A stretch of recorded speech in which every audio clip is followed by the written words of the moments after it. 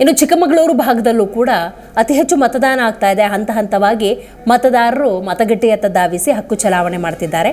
ಏನು ಫೋಟೋದಲ್ಲಿ ಗಮನಿಸ್ತಾ ಇದ್ದೀರಿ, ಜೀವರಾಜ್ ಅವರು ಕೂಡ ತಮ್ಮ ಹಕ್ಕು ಚಲಾವಣೆಯನ್ನು ಮಾಡಿದ್ದಾರೆ.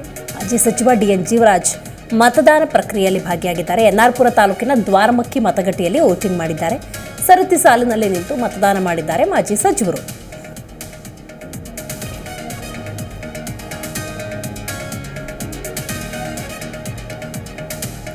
ಬಹಳ ಮುಖ್ಯವಾಗಿ ಮೊದಲ ಹಂತದ ಕರ್ನಾಟಕದ 14 ಲೋಕಸಭಾ ಕ್ಷೇತ್ರಗಳಿಗಾಗ್ತಿರುವಂಥ ಚುನಾವಣೆ ಇದು.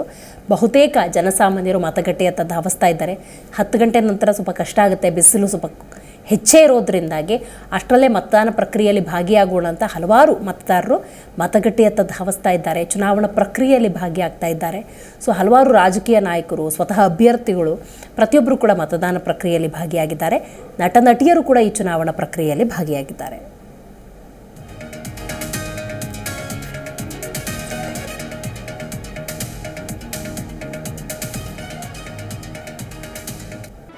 ಜಿ ಕನ್ನಡ ನ್ಯೂಸ್ ಈಗ ನಿಮ್ಮ ಮನೆಯಲ್ಲೇ ನೋಡಿ. ಎಲ್ಲ ಕೇಬಲ್ಗಳಲ್ಲಿ ಈಗ ಲಭ್ಯ. Sun direct 292, Jio TV 1334, U digital 162, city cable 51, GTPL 17, Abhishek cables 821, rock line telecommunication 51, Shri Basaveshwara number 60, Vinayaka digital number 53, in digital number 896ರಲ್ಲಿ ನಿಮ್ಮಿಸ್ತದ ಜಿ ಕನ್ನಡ ನ್ಯೂಸ್ ನೋಡಿ ಆನಂದಿಸಿ.